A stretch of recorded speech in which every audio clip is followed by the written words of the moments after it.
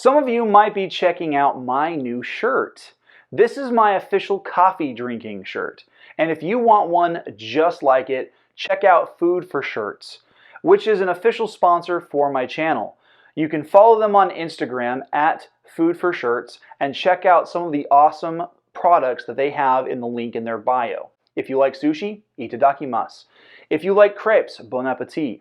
Every purchase is chefed up in Denver, Colorado, and served to you through the mail. Every purchase goes to help end hunger in the United States. Find a shirt, make a purchase, and help feed your fellow Americans. You can even get 30% off your purchase and free US shipping if you use the code GKJ_publishing.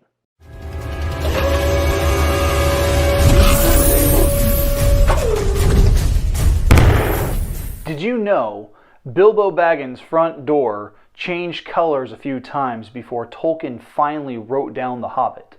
Did you know the purpose of a navicomputer is to make the calculations a human brain couldn't, so the ship can fly through hyperspace without the pilot guessing?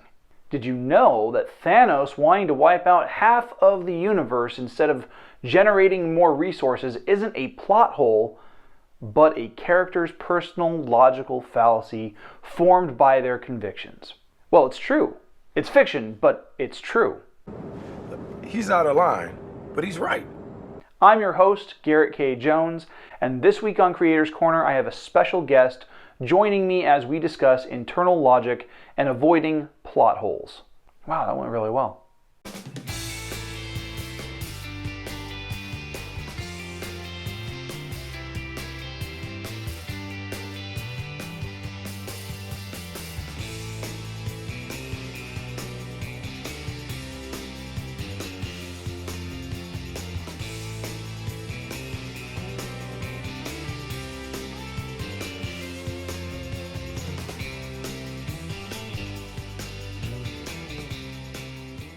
Hey, happy Saturday, everybody. So I've been toying with the idea of changing up the format for the show just a bit. What? I'm considering doing something different. Instead of doing weekly segments, I was thinking of putting the top 10s, author awareness, and creative corner portions into one episode and saving Forming Fantasy as a monthly live stream. I ran a couple of polls on social media to see what people thought, and the results were inconclusive.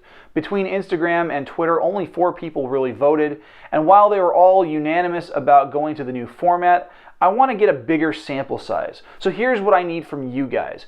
Click the link in the description and cast your vote. I'll announce the results at the end of Author Awareness August.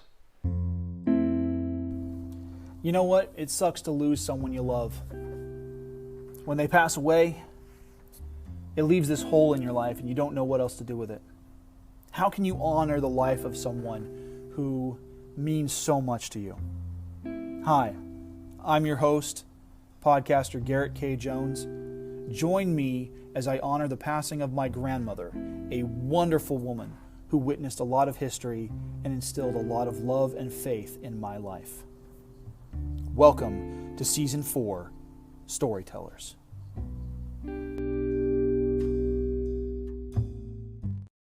Before going any further with the video, be sure to subscribe and click the bell icon for notifications on new videos. You can select notifications for all videos, or you can select notifications based on your preferences.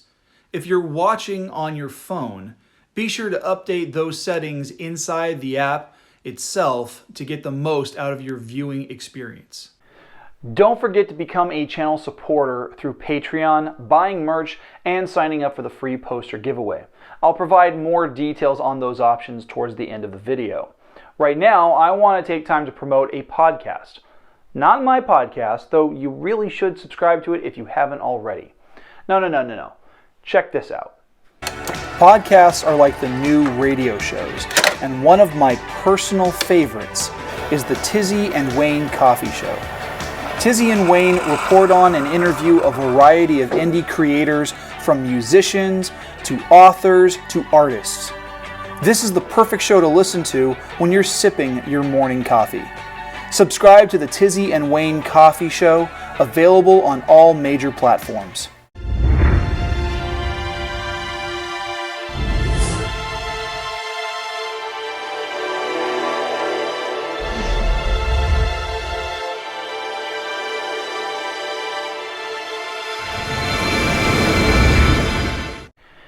This month we are talking about internal logic. This is where there needs to be consistency across the entire story to prevent confusion in your audience. The consistency can't just be across the one story, especially if you're writing a series like I do. You want to make sure that there is consistency across every entry in the series.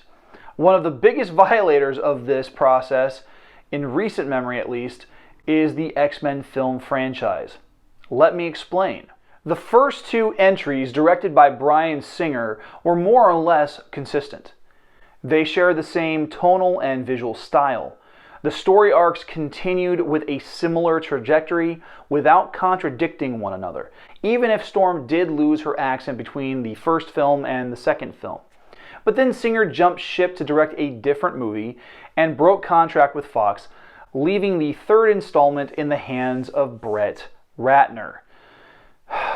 This is the cinematic equivalent of Stephen King handing over the reins of his final masterpiece to R.L. Stine, only crappier.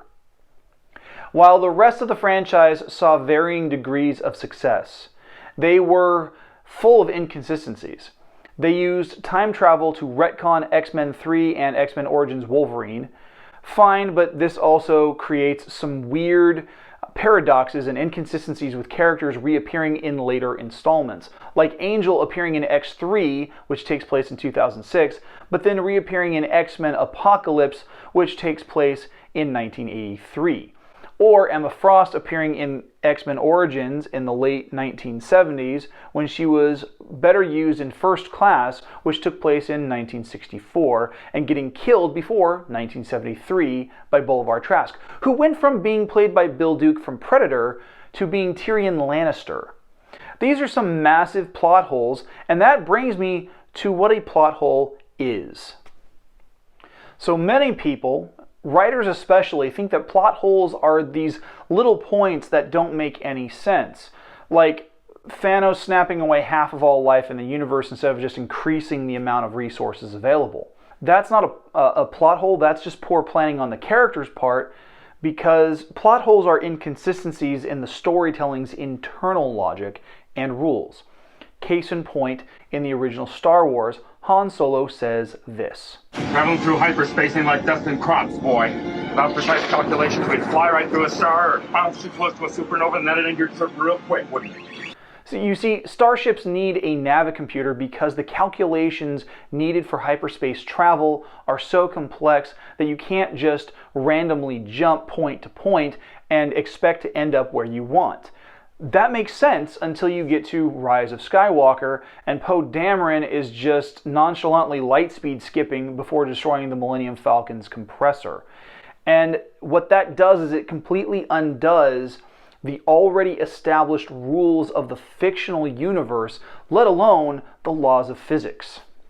With that in mind, I've invited fellow writer Kalvin Ellis, author of In the Hills Above the Gristmill, to share some points to avoid getting stuck in plot holes that you couldn't fill in even if you had enough caulking to seal up the Titanic. I interviewed Kalvin a short while ago, and if you want to check out that interview, the card is right up here and linked in the video description. But I recommend listening to what he has to say first. He's a pretty talented writer and he knows his stuff. So, without any further ado, take it away, Kalvin. Hey Garrett, thanks for having me back on. I really appreciate it. Today we're here to talk about internal logic. So what is internal logic? Well, internal logic is every plot point or character element that happens in a story organically, naturally, and from what has been revealed before. Sounds complicated? It's not. It's really not. There are two important types of internal logic I want to talk about today. The first one, internal character logic. The second is going to be internal story logic. Internal character logic is a really, really interesting thing that often gets overlooked by a lot of writers. Because a writer will say, here's my story, here's the character, here's what I want them to do, instead of letting the character dictate the actions of the story. Now I know what you're thinking. The character can't dictate the actions of the story. I have to. I'm the writer. I am almighty God of this story. You're right. So it is up to you to make sure that your character only does things that your character should do. Now we're going to talk about two stories. I'm going to spoil both of them. One of them is the book Ender's Game. We could talk about the movie, but we don't need to. And the second is the movie Man of Steel, starring Henry Cavill. So if you've seen the movies and read the book, then you know what I'm going to talk about. If not, then you should. I mean, you can watch this if you want to get spoiled, but it's going to be important to the story. So, at the end of Man of Steel, we see Henry Cavill, and he is locked in battle with his arch nemesis, General Zod. And they are two equally matched opponents, and they are just going head to head. Now, they end up down after destroying all these buildings and just wrecking Metropolis. They end up in a railway station. So it's sort of like Grand Central Station. And so they're down there and they're fighting, and we've seen that they're equally matched. We know that. And all of a sudden, Zod, bzzz, heat vision, and he's just destroying things. And we see it slowly moving towards a family huddled in the corner. And Superman sees this and knows he has to act. So what does he do? Snaps Zod's neck. This is a huge, huge triggering point for Superman fans.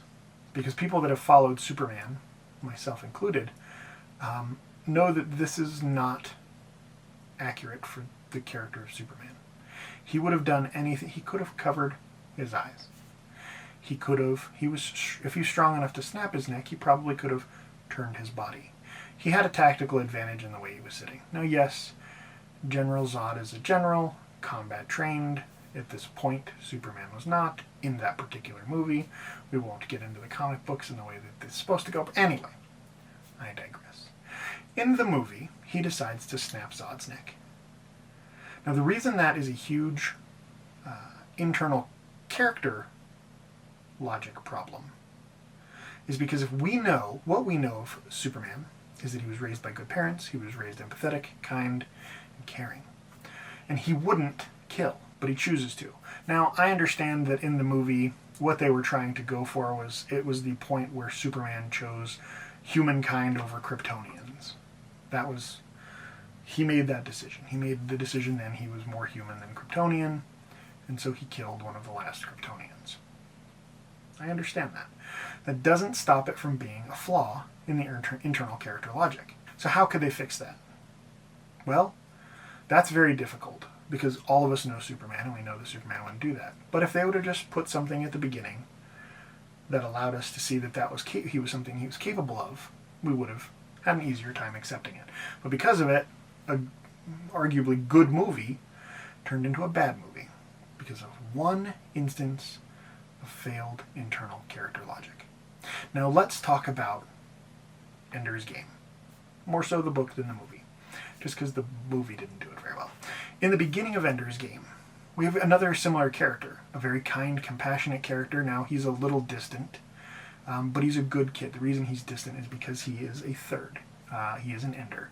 He is a child that wasn't supposed to be, and so he gets made fun of a lot. But at the beginning of the book, he's attacked, and he hurts these boys that attack him so badly to make sure that they will never, ever be able to attack him again. The rest of the book, we hear about it every now and then. We hear about this terrible thing that Ender did to protect himself. But we don't, well, that's not what we see. What we see is Ender taking care of other people. Ender becoming a hero for the underdog.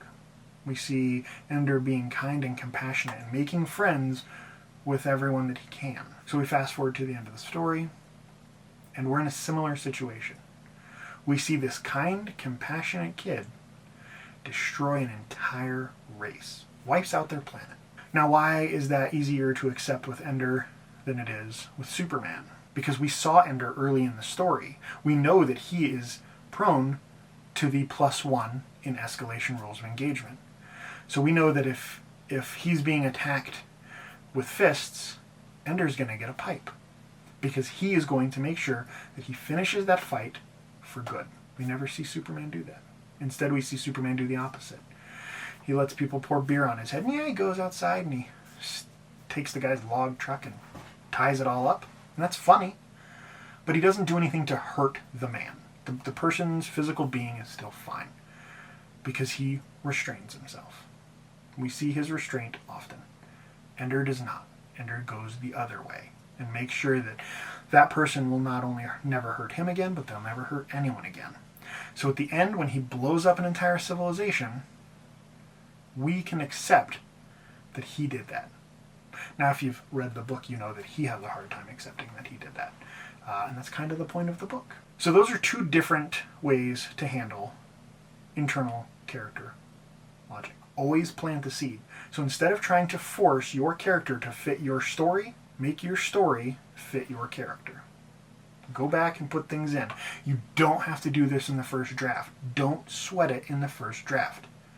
Second draft is where you go through and you read and you say, I don't know if my character would do this. And then you have a decision to make. Is it so important for the story that that character makes that decision? Or can you change that decision? If it is so important that that character makes that decision, you need to go back, find a place earlier on, and plant a seed decision that they would make.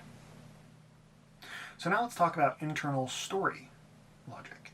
It works the exact same way. You have point A, B, C, D, and E. You start at A, you want to get to E. All you have to do is put in B, C, D, and E. Line them up. Now, let's say you're writing a story and you have A and C and E. You're probably okay. Probably. I say probably because you still have that natural progression. Still going in the right direction. But if you get to E and you feel like, well, my story doesn't seem to naturally go here. Let's say at the beginning of my story, I had some cowboys. And these cowboys are important to my story because I need these cowboys in the final act of my story. Okay, that's fine. But let's say you write the final act of your story and it's on a spaceship. Okay. But if A is cowboys and E is spaceship, C better be really, really darn good. C better be the point when that spaceship comes down and picks up those cowboys, because then we see the logical progression of them going there. But what is more interesting is we see A, the cowboys are wandering around. B, the cowboys think they hear something out in the distance. And is it horses stampeding?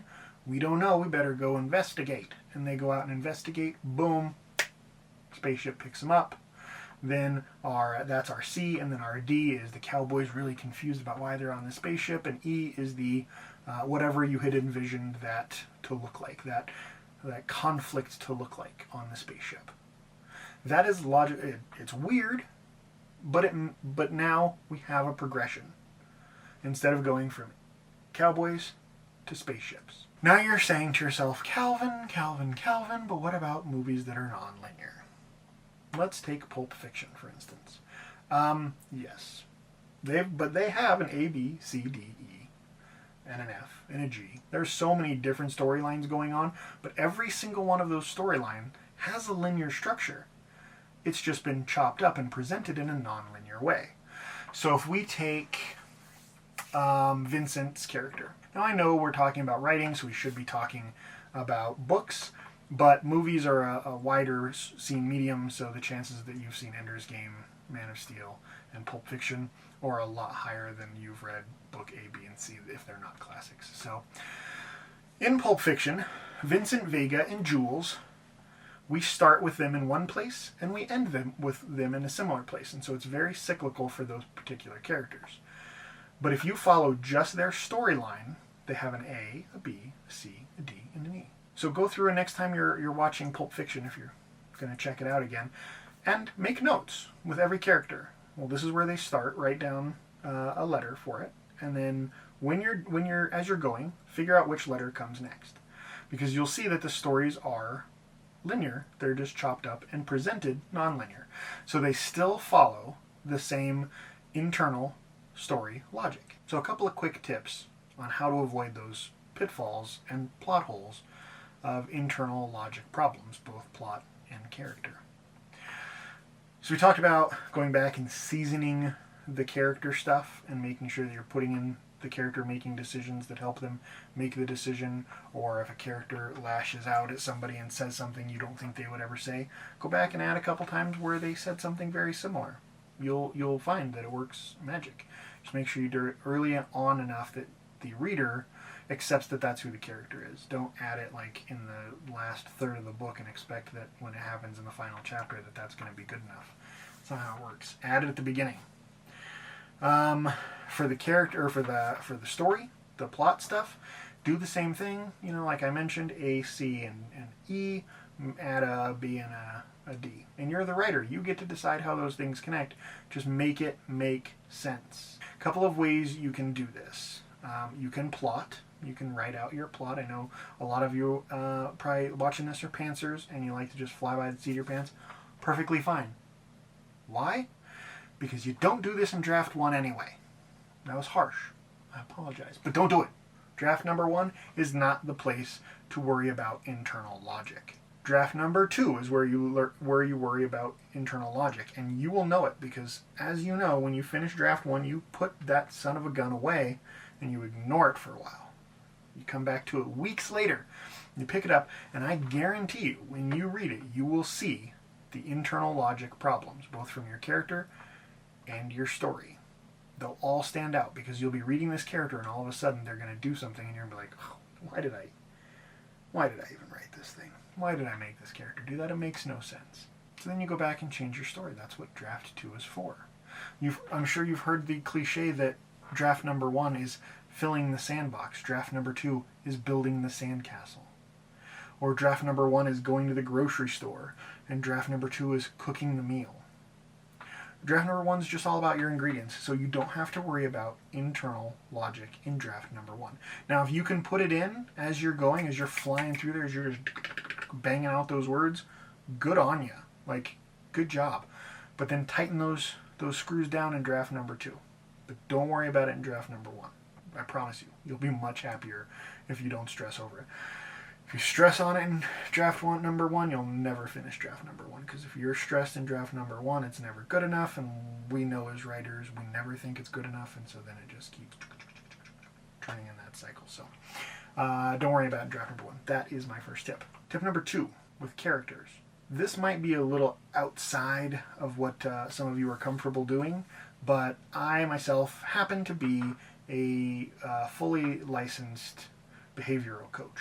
And I'm licensed in a couple of different methodologies and modalities for this particular thing.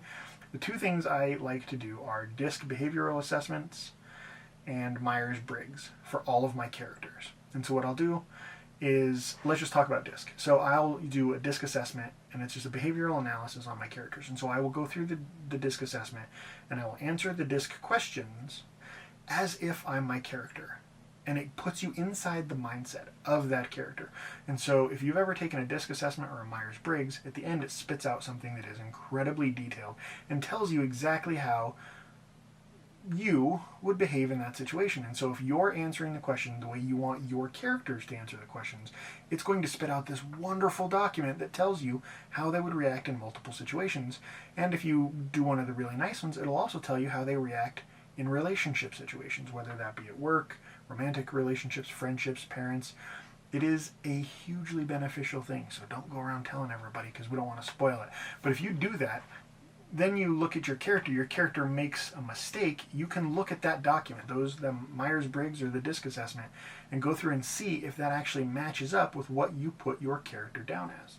Now, it doesn't mean people can't grow and make other decisions, but that's when you need to go back in and pepper that in. You need to see why this character changed. Because once you've done that, whether that be Myers-Briggs, DISC, or whatever, Enneagram, whatever you want to do those, and then that is your character Bible. Like, that's every decision your character makes in that book better be in that report. Again, unless they're going to grow. But then you have to explain it. That's your job, to explain why they didn't do what's in that report. That's a little tip. It's a secret. Don't tell anybody. So my last quick tip for avoiding interior logic issues is to just talk it out with somebody. Sit with them. If you've done the whole Myers-Briggs or DISC or Enneagram thing, sit with them. Have them read the character, or if you're really close, and I have a couple of friends like this that I know somebody in every quadrant of DISC or Myers-Briggs, and I have a friend who knows all of those same people. So if I'm talking to that friend, I can say, hey friend, let's say John was in this situation. Do you think John would do this thing? And because he knows John, Now I could tell him the craziest situation. Let's say John was on this spaceship. Do you think John would do A, B, and C? And he would say, no, John wouldn't do that. If John was in that situation, this is probably what he would do. So now I have to make a decision. Is it John, or is it the story that's wrong?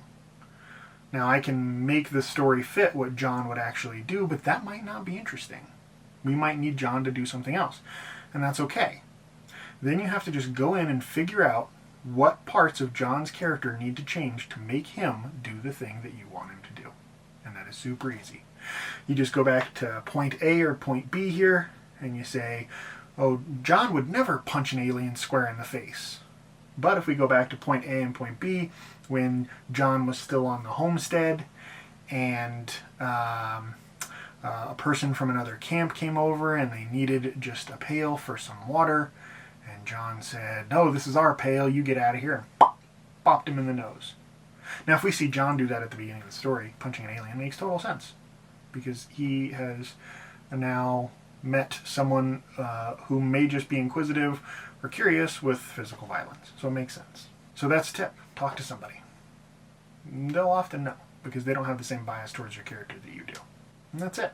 Those are my tips. Again, thanks for letting me come in and talk for a little bit. I appreciate it. We'll see you later. Thanks. This week, we learned some great tips for improving the internal logic of our stories from an equally great writer. And you learned what a plot hole is and what it isn't from this guy. I want to thank Kalvin Ellis for his participation in this month's Creators Corner, because I'm loving these author collaborations. Now, if you get a chance, pick up a copy of his book, In the Hills Above the Grist Mill, which is available on Amazon in paperback, Kindle, and Audible. I picked it up on audiobook, and I loved listening to it because it was so damn captivating. You can also order personalized copies of the book from Kalvin's website and follow him on social media. All of those links are in the video description down below.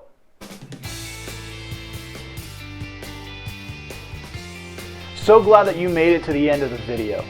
Please make sure to like, share, and subscribe, because that is how this channel is going to be able to grow its viewership. If you're able to do so, please consider becoming a patron over at patreon.com/GKJPublishing, where you'll have a choice of one of 4 support tiers. Each tier comes with monthly access to a new bloopers reel from when I record my vlogs, sweet tier level perks, and you'll receive recognition in the final video of each month. Check out the merch store at teespring.com/members/GKJPublishing, where you can find comfy clothes, hats, phone cases, a mug, and posters. Buy the merch, snap a pic, and post it to social media with the hashtag 5kingdomsmerch, and I'll feature it in a video. Speaking of posters, don't forget to sign up for the free giveaway. When I hit 200 YouTube subscribers, I'll announce the winner and be giving away this poster. I'll see you guys back here next week for the May edition of Forming Fantasy, where I will be talking about the Death Village from my 4th book, Hadrian Corvus of Farfell. Thanks for watching, guys. The vlog of the 5 Kingdoms is filmed without the use of a live audience at Skyrocket Studios in Hanford, California. We can't do what we do without your help, so please make sure to subscribe by clicking the button that's above my head, and make sure to watch and share the videos over here to my left. Have a great week.